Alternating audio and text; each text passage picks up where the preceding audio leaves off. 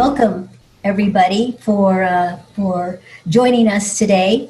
It's always great to see new faces and familiar faces. I'm Dolly Wolf. I'm the founder of One Day Immersion in Media, Entertainment, and Technology. And I want to thank you for spending some of your Monday with us today. Really appreciate that. Today's session features Katie Lombardi, the Vice President of Digital for Spectrum Networks at Charter Communications. Katie oversees content strategy, editorial execution, and product development across Spectrum Networks digital properties, including its websites, apps, and social media profiles. She leads a team of over 100 digital content creators and product managers. That's amazing to me.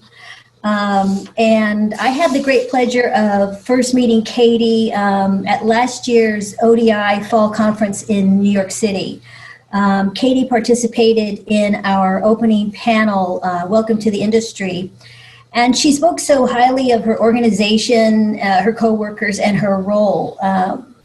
I just connected with her. I could sense her, how committed and engaged and proud she was, and also, excited about what's currently going on in the local news space and the future of local news. She really stood out to me, and I hoped to work with her again. So here we are today. I'm thrilled that she's here to join us as she walks us through her career path, her lessons learned, and really wanting to know about you and your world. So let's welcome to the stage, so to speak, Katie Lombardi. Thanks, Dolly. I appreciate it. And thanks to all of you for joining this today. I really, I'm so thrilled to be here with you. And I see some of you have your video on, which is great and makes me feel like I'm talking to real people. If you want to turn your video on, no pressure, but that would be awesome if I could, see a lot of you while sharing just a little bit about me. And, I am just so thrilled to be a part of this today because I have had so many amazing mentors throughout my career. And, I feel like in a lot of ways I can, pay it forward in a venue like this. So, I'm just really happy to be here with you. So thank you. My name, as Dolly mentioned with that lovely introduction, I'm Katie. And I thought just what I would do today is talk a little bit about my education, my career path, and also just some of the things that I've learned throughout, the whole path that I've traveled down until now. And really, hopefully, we can get into a little bit some specifics just about how you might practice some of these learnings. And I'm sure you all have had some learnings in your time, up until now. I think we have folks from a range of different schools, which is really amazing. So this might really be an opportunity for us to have a conversation and share learnings together. And later in the session, I'd love to make it a little bit more interactive if you want to ask questions, or we could delve into specific topics. If you want to chat me some questions on the side, I do have my chat open, so I can try to kind of look at that and weave in some of your questions throughout. So really whatever works, and I just want to make sure that we're using this time so that it's really valuable and useful for all of you. So for me, learning has just been a really important and crucial aspect of really every stage of my life. I did a lot of learning in traditional settings, traditional classrooms. I was really big into school. I really loved school. I was a big studier. I actually have a twin brother, so we, throughout our education, were pretty competitive in school, and we would compare notes on any subjects that we were taking together and study for tests together, and then kind of compete and see who could get the best score. And I think that kind of traveled with me in a lot of ways. That kind of habit of really prepping and preparing and studying for exams or really anything that I had coming up in school. And I'm from Long Island, New York. I've actually lived in New York for my whole life. And except for the 4 years that I was in college, I've been here in New York for the whole time. My whole education up until college was on Long Island. And then when I went away to college, I actually, just something about Boston really intrigued me. Applied really hoping that I would get in. I got into a couple of other schools in the area as well. But I just decided on Boston College and was thrilled to study there. And I just felt like it offered the vicinity to a city, which I really liked, that kind of component of being close to a big city. And once I, started to really think about what I wanted my major to be, I was actually undecided for about a year and a half. Didn't really know what I wanted to do at that point. I was a sophomore in college. I wasn't really that sure what I wanted my job to be. And so I was in the arts and sciences school, taking a bunch of classes that first year or two, and just trying to figure out which classes I liked best. And I spoke to a lot of my advisors. I spoke to my parents a lot about this, and just kind of, I knew it would be a big decision what I would major in and what, I would study for the remainder of my time in school. And I eventually landed on marketing. So I actually switched into the business school. And really the reason I did that was because I actually really liked writing. I took a creative writing class my freshman year of college that I loved. And I spoke to my English professor, actually, who suggested, all sorts of different roles, knowing that I liked writing. And, one area that he said, you might think about marketing. And then I kind of shared that idea with my parents, and collectively, after all these conversations, just landed on this place where I felt like actually marketing would be a great fit. It was a blend in my mind of kind of art and science, which in a lot of ways I think is what business and what marketing offers. And so I just kind of jumped into it, and I had to play catch up. I had to actually take a lot of business classes that I hadn't taken the first year and a half. And so that was tricky, but I made it work. I figured it out. And I then kind of gravitated towards certain classes during that time in the business school, especially early on, because a lot of the earlier classes are really introductory and really just kind of getting you familiar with the different aspects of business. And I kind of knew right away what I didn't like. I knew that I did not love, the accounting piece. I felt like, while I liked math, I liked numbers, I didn't really love it. So I kind of ruled some things out pretty early on. And, that was great because I had already selected marketing as my major. But, at that time I was thinking of, other roles and other types of professions within the business world that I might be interested in. And, not that shockingly, I enjoyed my marketing classes the most. I was doing a lot of writing. I was kind of flexing that creative muscle in a lot of ways, but it was still structured.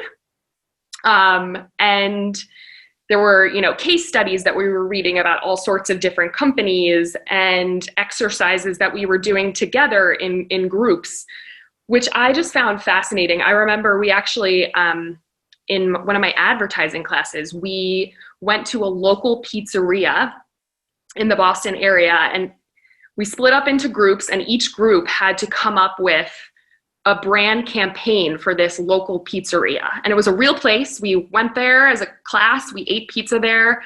And then we all split off into groups, and we had to come up with an ad campaign for this pizzeria. And I just thought that was so cool. It felt real, like it felt like a real life assignment that we were doing together, which kind of actually leads me into kind of the first big key learning. As I was thinking about today and what I would share with all of you, I kind of broke out a few key learnings that I've had along the way that have really, I think, have really popped in different stages of my life, but have been consistent throughout. And this first one is just about group projects, which I was told that at one point in college, that like, you know, group projects are great and you're really going to learn a lot about working with people in group settings. But having the experience now that I have in the professional environment, in all the different roles that I've had, that exercise of going to this pizzeria and having to split off into groups and come up with a plan together was actually, I think, one of the biggest scenarios in my mind that I can think back to, you know, something that I did in college that was so applicable to the real work that I do today. And that's because you're working with people who might be on the same page as you with what you want to do with this project, and they might not be. And you have to really figure it out together. And that's exactly what work is really like when you're, you know, in the real world and, you know, day to day working on different projects with people in different groups and different companies, even sometimes, you know, it's not always easy, and you do have to figure it out together. So thinking back, that was really a big learning, and just something that I would say for all of you, if you have the opportunity, whether it's in a school setting or even in a social setting or in, you know, clubs or activities within your school, to really just throw yourself into that type of exercise. It can help you learn about, first of all, whether you like doing that, right? Because not every job is that type of role. Some roles are more about individual contribution. And so that can just be a great learning experience for you to have, throwing yourself into some of those group projects and exercises and seeing, do I even like this? You know, is it something that I feel like I can learn, you know, how to do better over time? And I think that is just a great skill to develop at this time in your lives, and in, you know, a school environment, in a college environment, it is hugely valuable. So, you know, take advantage of it where you can, and, you know, learn as much as you can, not only about how to, you know, develop the skill, but just, as I said, what you like about it. If you can pinpoint some of those kind of pieces, you know, what did I like doing in this group project? That might also tell you if you took a certain piece of this group assignment and you loved that piece of it, but you kind of relied on this other person in the group to do some other piece of it, and talking it through with your group and sharing those learnings together.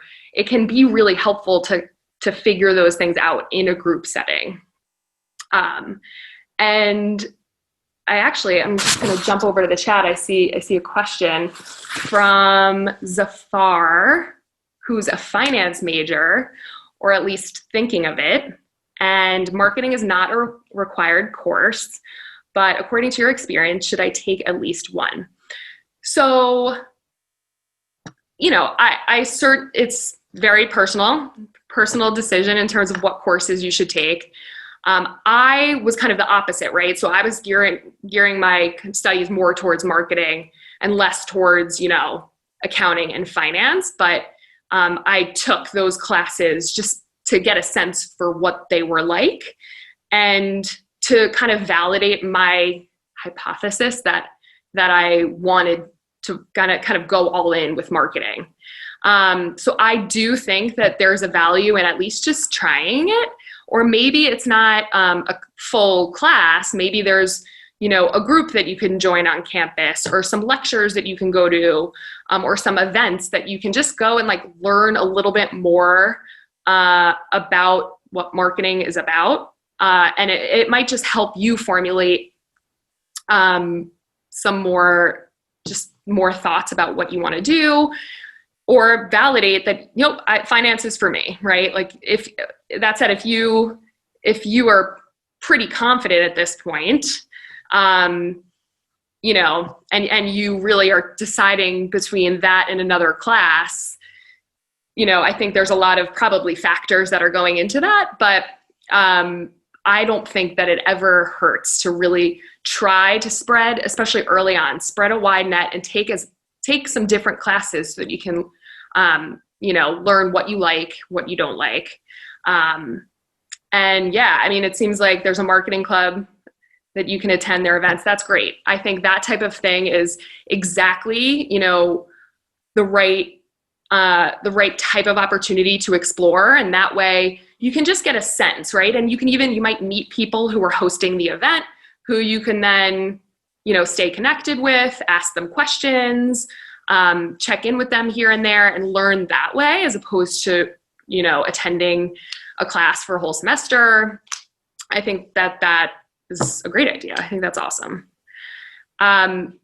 So, we talked a little bit about group projects. I mean, can't stress that enough. I think, especially now, as I think of, even my day today before I joined all of you, I was on a bunch of conference calls with folks, not only from my team, but from other departments at our organization. And we're kind of coming together to really reach common goals on a deadline. And that's all skill, and those are things that you can develop now. You don't have to wait to do all of that. You can, whether it's school related, or, maybe you lead a club, or you just have a personal interest in something, and you kind of get a group of your friends together to do something together or create something together. That's all. That group work is so, so valuable. And really, it's especially when you're, starting to enter the workforce and join teams. A lot of roles are really looking, a lot of hiring managers are really looking for people who can, work well in teams, and have experience in it too, right? And these are opportunities for you to really, I think, say that you were a part of a club, or you did a bunch of these group projects and you really enjoyed it. So I think that's all awesome experience for you to have now. In terms of, just, so that was kind of my undergrad experience. Towards my senior year, I started obviously thinking about what I wanted my career to be. And, I did have an internship at an advertising agency in Boston, which was really helpful just to kind of see what the inner workings of an ad agency was like. It was actually an HR internship. And that wasn't really a focus for me or something that I was looking to do as a career, but again, hugely helpful to learn about it. And I also then met folks that were more on the advertising side during that internship. So I was able to really talk to them and just get a feel for what kind of the whole organization did. And I graduated I graduated in 2008, which was kind of a tough year to graduate. There was a recession, kind of hard to get a job. There weren't a ton of options. I was applying to tons and tons of jobs online. I was taking informational interviews. I was talking, to anyone who would talk to me about what they did in their role. that was, marketing or media related. And I was trying to keep an open mind about where I might land, because again, there weren't a ton of jobs in the field that I was, looking. And I was nervous that if I got my heart set on something that, it might not work out. So I was trying to really spread a wide net with the types of people that I was talking to, and trying to, just really find something that that was interesting to me. And it was tough. I did apply and got an interview. I ended up interviewing for a sales job, which again, sales, wasn't necessarily the top. If you had me rank out what I wanted my job to be upon graduation, I wouldn't have said sales was kind of at the top of my list, but because it was still in the kind of realm of marketing, I kept an open mind. I thought, who knows, maybe I'll love it. I went through rounds and rounds of interviews. It was actually with a magazine, that really was exciting for me. I felt like that would be really interesting and I'd learn a lot. And again, just thinking through that lens of how, I'd like to find a job where I know that I can learn and I can really grow just my experience and my skill set in a number of different ways. And so I felt like this role would do that, would offer that. And it came down to me and to another final candidate. I didn't get the job. And, I was obviously frustrated, pretty disappointed that I didn't get it. And, after rounds of interviews, it was the end of the summer. It had been months since I graduated. I was really, really hoping to get this job, and it didn't work out. And so I kind of tabled just for about a week. I kind of tabled the whole process just because I had already applied to so many places. I thought maybe if I just, let myself just clear my head for a few days, maybe something will come my way. And I had actually just that summer been babysitting to make money. And that week, I just found out that I didn't get that job. I was babysitting, and I struck up a conversation with someone that I met through the family that I was working for.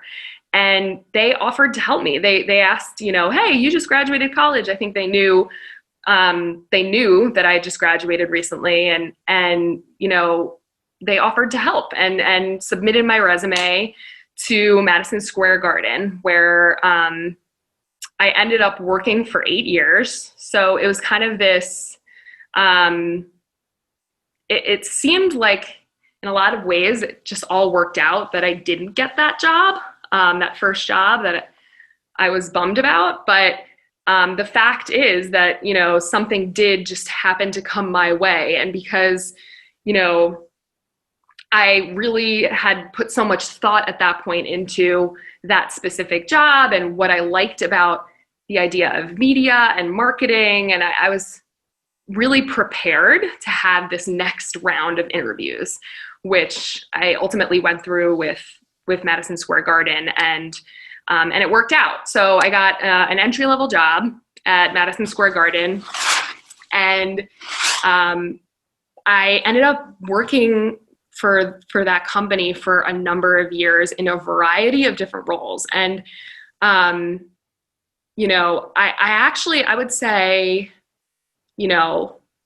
looking back now, the kind of entry-level job that I had was the perfect, and it's easy for me to say this now, but it really, for me, was just this perfect job where I was able to really learn about this huge company that I just said I was a lifelong New Yorker, had obviously was very familiar with Madison Square Garden, grew up going there to different events, and my brothers were sports fans, so I watched all the Knicks games all the time on TV. So the fact that I had these interviews and then ultimately got this job at Madison Square Garden was just so exciting for me. And I, just took it all in and tried my best to learn every part of the business that I could. And that really meant doing, I wasn't like jumping in on like big projects all the time. It was sometimes really tedious kind of,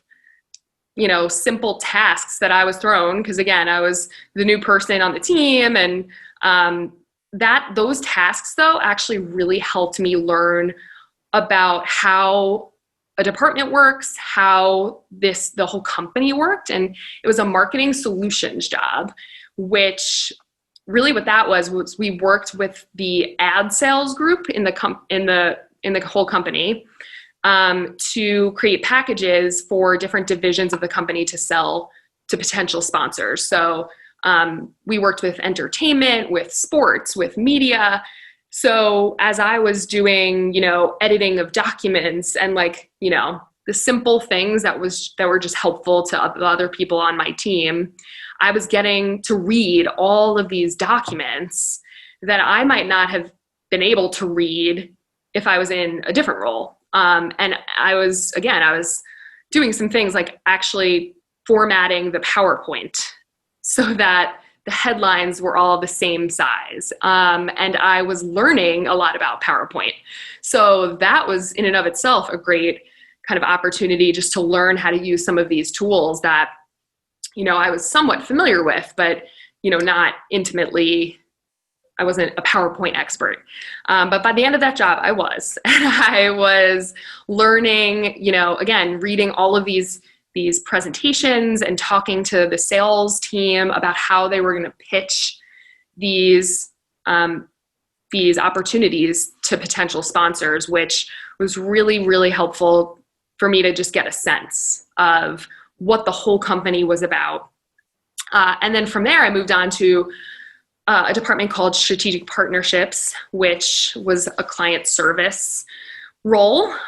So basically, once the sponsorships were completed with some of the big sponsors, they needed teams of people to manage the relationship. So I was on the Delta Airlines account, and I was kind of in charge or involved in making sure that relationship and that sponsorship went really well, and that all of the kind of details came together for the client and that they were happy. So if they were coming to a game, their tickets were at will call.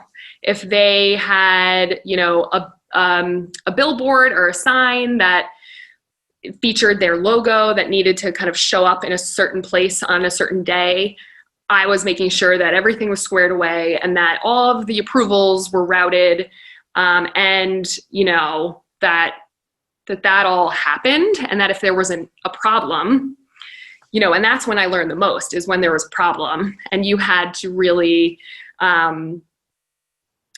deal with a situation that maybe was, not a happy one. If something went wrong and you had to tell the client that something, hey, this didn't work out, or hey, we were late with this asset getting delivered, and learning how to have those tough conversations at a pretty early young age for me. Like, I had never had to do anything like that. It was really, it was a really great thing to have to do. At the time, I didn't necessarily think of it like this. I thought, I can't believe I have to break this news. It's going to be so bad. I was really nervous, obviously. And, but just going through it and you just have to rip the Band-Aid, and you have to have those conversations, and figuring out the way to have those conversations was just a really great opportunity and a great learning for me. From there, I moved over to media exclusively. So prior jobs were kind of a mix of all of the different departments at the company, and media was, the television networks were a part of it, but not the only part. And the next two kind of roles that I had, which led me to pretty much the end of my time at Madison Square Garden, were fully about involving media. And the sports channels, the digital platforms, and then we had a 24/7 music network called Fuse. So my role was something called affiliate marketing, which was really involving the distributors that carried the TV networks. So it's funny because now I work for a cable company or a company that distributes content to consumers and subscribers on different platforms.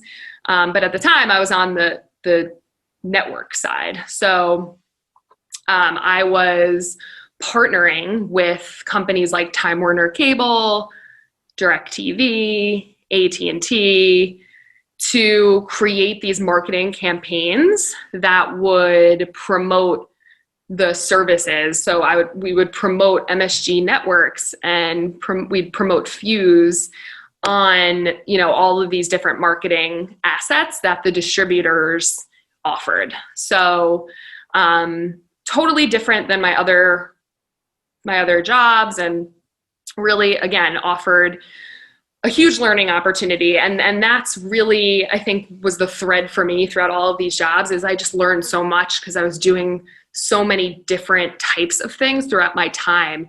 Even though I spent 8 years at that one company, it was each role was pretty different. And I also, this particular job allowed me to learn about the business side of media, which was a whole new world for me. Previously, I was focused kind of on advertising and ad sales.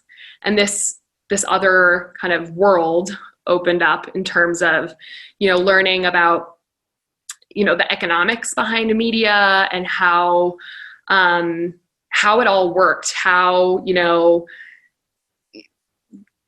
many millions of dollars really go into a lot of these channels that you all watch on TV.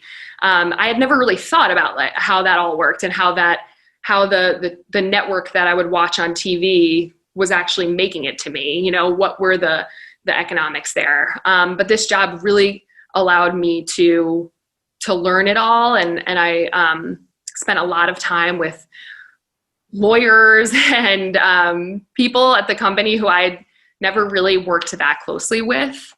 And it was really fascinating. From there, I moved into more of a digital marketing role. It was more focused on, things like social media and our websites. And, having always just been fascinated by social media, I was thrilled to really focus in there for my job and create campaigns and promote, the live professional sports games that we had airing on our networks. And there was during my time there, the MSG Go app launched, which had all of those live professional sports games in an app format. So that was kind of a new opportunity and something I had never been involved in terms of an app launch. So really, that kind of sums up my time with Madison Square Garden. I would say kind of the biggest takeaway that I had from that whole kind of 8-year experience, which it sounds like it all added up, like each step was clear and like flowed into the next one, but it really in the moment it didn't, right? I didn't have the kind of this all planned out. I was really lucky to work with some really amazing people some of whom I actually still work with today. But I think when thinking about what advice I would give or what's something that I learned that might translate, it's really that, attitude matters. The way you work, the way you get things done, not just the output of what you're working on, but the way you do it is extremely important, and actually can really, that I think is what can also make a lasting impression in people's minds. And I've had a lot of conversations with colleagues, and so many people really have said the same thing to me, is that when you're looking to hire someone or you're looking to recommend someone for a role that might be available in your company, there's a certain kind of trait and a certain type of attitude that you really look for in someone. And that's, how do they get the job done? Are they just as happy to do maybe those things that they don't want to do as the things that they do want to do, right? And if you really want to understand, I think if you really want to understand someone and how, as a person, how they are to work with, you'll kind of look at or ask them what's a project that you worked on that you really didn't like, and describe how that might, this is a common interview question, right? Describe how that went. Did you enjoy it, or how'd you make it work if you didn't want to do that project? And it could be, again, like it could really be little things. Editing documents. That was always something that got thrown to me because I like to write, but editing isn't always, the most glamorous of tasks. You're editing sometimes someone else's work. You're spell checking and all of that. But I, to this day, will do that if, my boss or, someone in my company, a colleague of mine needs help, I'll still do those types of tasks. And, I think people remember that, and people, I think you want to work with people who will jump in and help with however big or small the task may be. And so I think that, when I'm just thinking about if any of you are going into interviews or thinking about preparing for that phase of your life, I think you really want to work on how you portray that, how you get across this, the way that you get work done, right? Because you can easily show that you're capable of it, right? And you have a resume, you have, all of your academic experience listed out and referrals and that type of thing. But the one thing that's hard in an interview and until you really start working with someone is figuring out the way that they work and the way that they interact with people. And that's so, so important. And, our company at Spectrum Networks, we really talk a lot about culture. And we really value, culture as something that is just really important. And we want our teams to be thrilled and happy to come to work.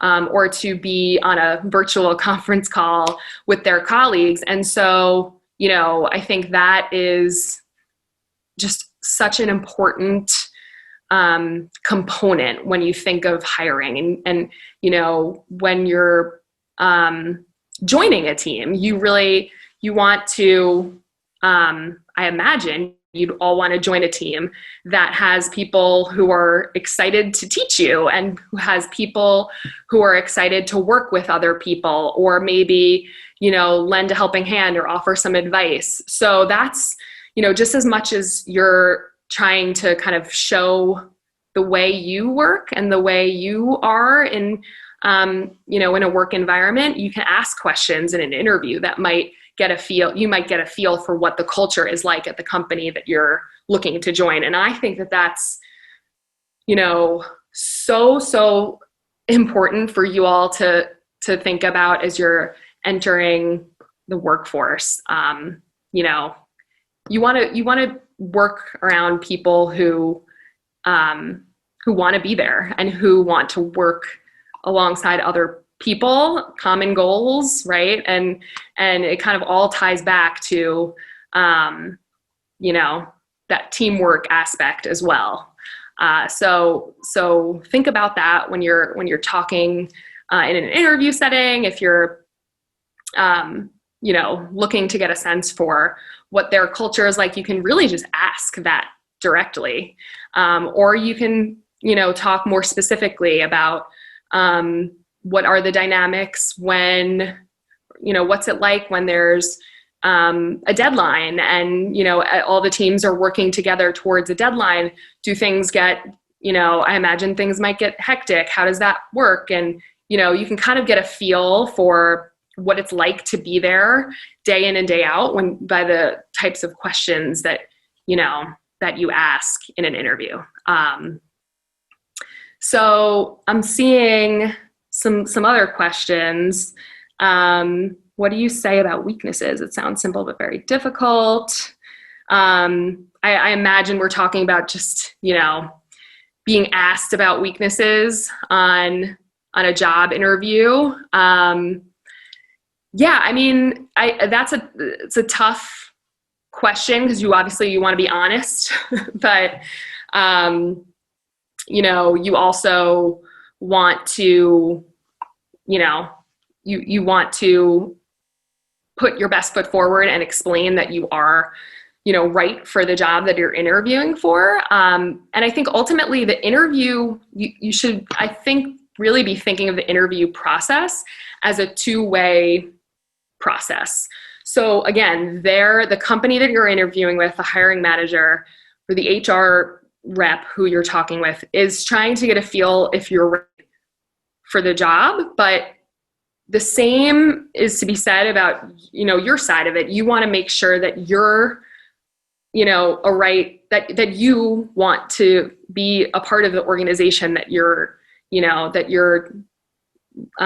interviewing for. And so I think really you just have to be as honest as possible in that setting to really get a feel and really get to the heart of that question, right? Is it a fit for both parties involved? I see another question. Jennifer? Hi, can you hear me? Yes. Okay, so I'm Jennifer. I'm from Pace University, and I'm working on my MS in Arts and Entertainment Management, which is a new program. Something that I wanted to ask you is that you said you're really good at writing, and I love writing too, but something that really deterred me from going into marketing besides math is the writing is business writing. It's not necessarily creative writing, and I know that someone who likes to elaborate a lot and having something in a copy edit format really made me frustrated. So did you have that same feeling?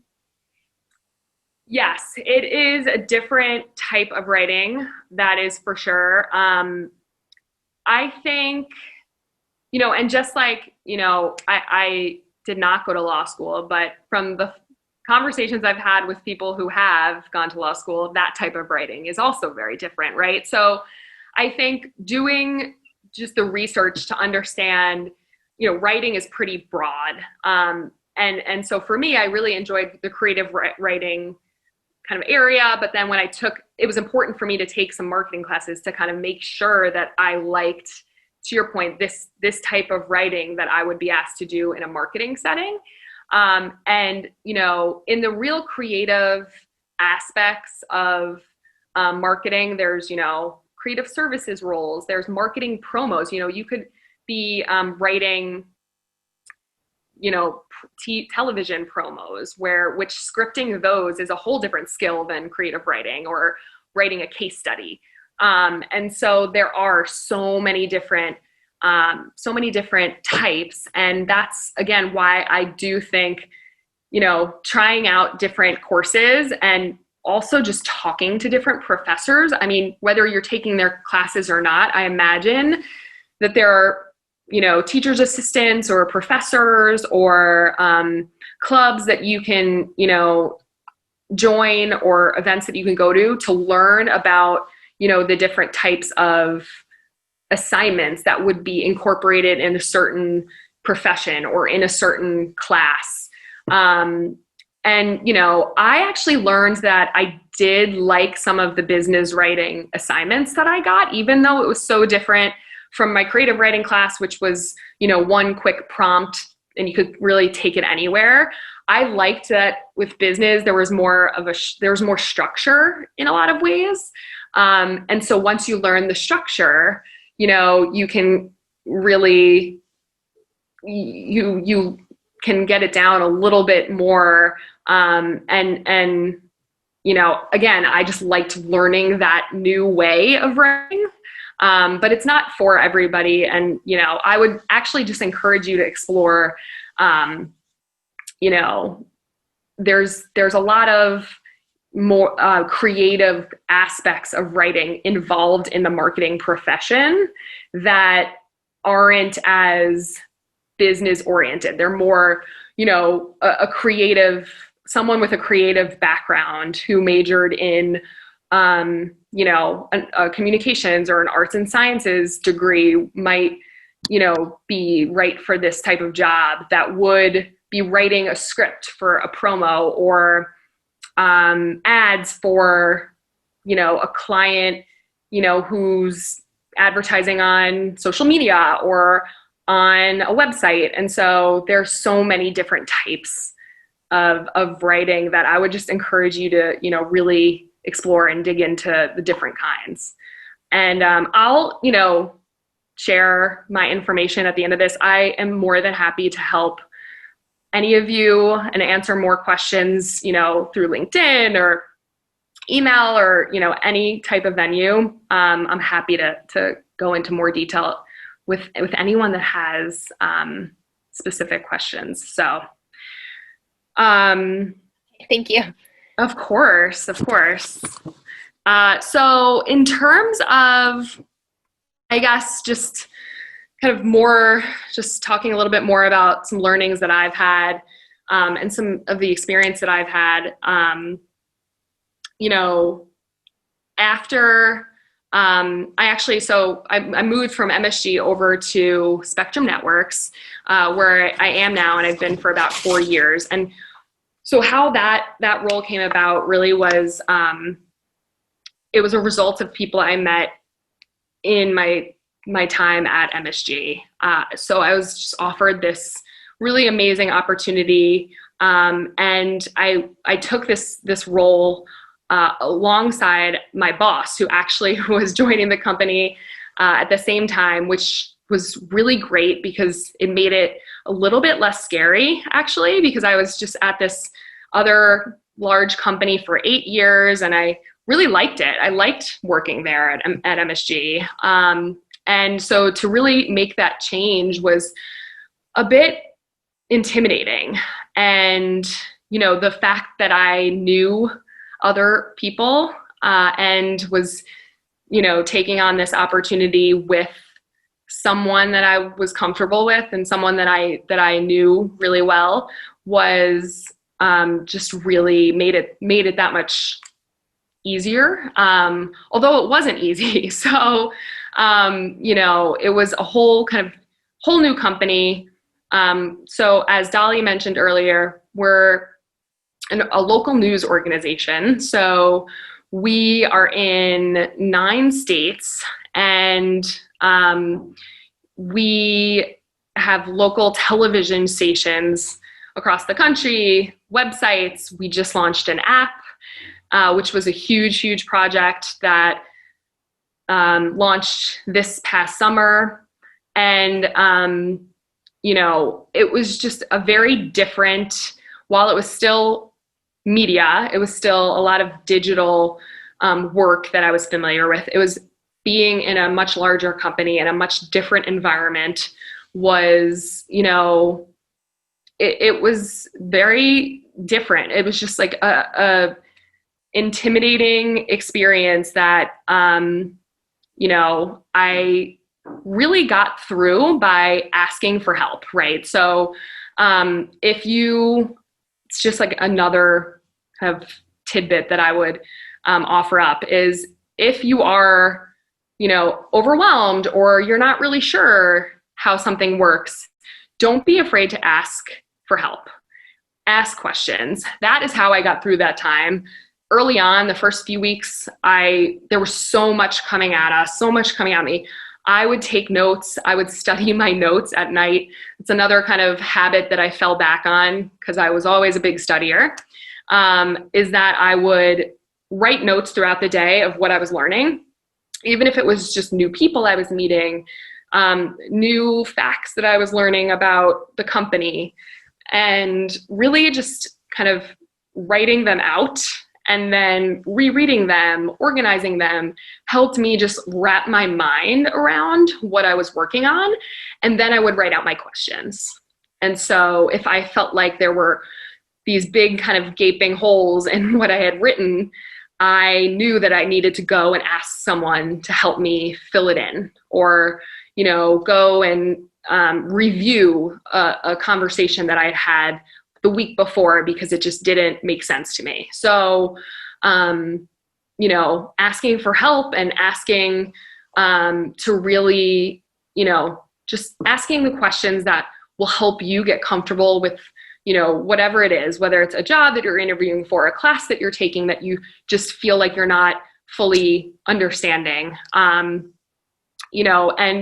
for me, taking notes and studying and being prepared made me feel more confident. So even though it took me a long time to really learn this new job that I was in, I would prepare for meetings. So it just made me sit in a meeting and feel more confident if I, really kind of studied as much as I could for something. So if the meeting was going to be about our website, I would make sure that I spent an hour looking through the website and understanding it before I joined my meeting. And again, this kind of idea of just being prepared and really, knowing your stuff helps breed confidence and helps you put your best foot forward. And it kind of just leads me to another idea or another suggestion that I would offer up is, ways that you can prepare for something that you might not even know you need to prepare for. So, as you're thinking about which classes to take next semester, or what you might want your major to be, or what you might want your job to be, you can kind of prepare an elevator pitch, right? So you want to be prepared if someone asks you a question, if you happen to be in a scenario where someone asks you, you run into someone in an elevator and they say, hey, what are you interested in? What can I help you with? If it's, you just never know. And I think being prepared for those meetings, for those introductions, for those kind of chance encounters is a great way to increase your chances of networking or meeting people who you don't expect to meet, who might offer up some help. And when I say an elevator pitch, it doesn't have to be something that you actually use when you're talking to someone in an elevator. It's just kind of a way of saying, what's your 30-second introduction if you are to meet someone at, a friend's house that works in a company that you are really interested in. And so how are you going to introduce yourself? How are you going to explain that, you're studying, you might be studying a similar major as what they studied. And, you might be interested in a profession in a certain industry. And how do you communicate all of that in a way that makes the other person feel, wow, they're excited. They really are somebody that I should, keep in touch with. Maybe I'll connect them to this other person I know. And those interactions are a great way, not only to learn about, other jobs, other people out there who might be doing things that are interesting to you, but they can position yourself to really,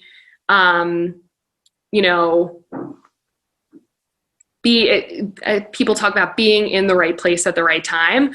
I think, it's all about how you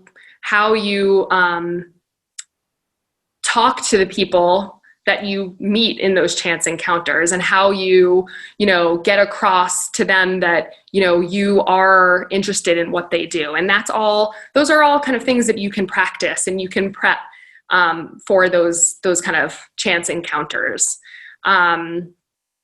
I'm just looking at some other questions. Does anybody have other questions? And I'm happy to you know, get into some more detail on anything. I'm seeing Khadija is asking, what does a day in life at work entail? So that is a great question. Thank you for that one. So for me, you know, as Dolly was saying before, I lead a really big team. But right now with COVID, right, things are a bit different for me day to day, just because we're all working virtually. So a lot of calls like this, a lot of video conferences. But one day we might be talking about launching a new podcast in one of our markets where we're, you know, looking to innovate and create new content to reach new audiences. Another day might be more specifically talking about the app that we just launched. So I encourage you all to check it out. It's called the Spectrum News app. And we have this app that's launched and out there, but every day we're publishing new content. We're changing up some of the features in the app, or talking about how we'll change the features or how we'll improve the experience. So there's a development team that built this. There's a design team that was involved in creating the whole interface that you can see in the app. And then, of course, there's all of the journalists who are writing stories and shooting stories. And so all of these people are coming together day to day to kind of make this happen. And it kind of organizing and figuring out how all of that work gets done is what most of my day entails. And it's a lot of conversations. It's a lot of brainstorming. We just had a week-long focus group session last week where we were talking and listening to people who have used the app and hearing just about what they like and don't like about it, which we'll then kind of incorporate into some of our plans. So every day is really different, which is great for me because I just really enjoy learning new things. And, you know, it's really interesting. It's really very busy. So thanks for that question. I'm just looking. Of course, you're welcome. How long should a person stay in the same job? Awesome question. And everyone has different opinions on this. I don't think that there is one magic answer. And I think, you know, my role was, I think, unique in that I was at the same company for 8 years. I don't think that that's kind of the average anymore. I think, you know, especially right now, since times are a lot more uncertain and, you know, the job market is very different, that, you know, there isn't a magic number where I look at a resume and I say, this person has had a bunch of different jobs in 2 years, so we're ruling them out. That's not necessarily happening, but I do think that you should be prepared to speak about it on an interview. So specifically, is 8 months job hopping? I think everybody is going to have a different definition or a different perspective on that.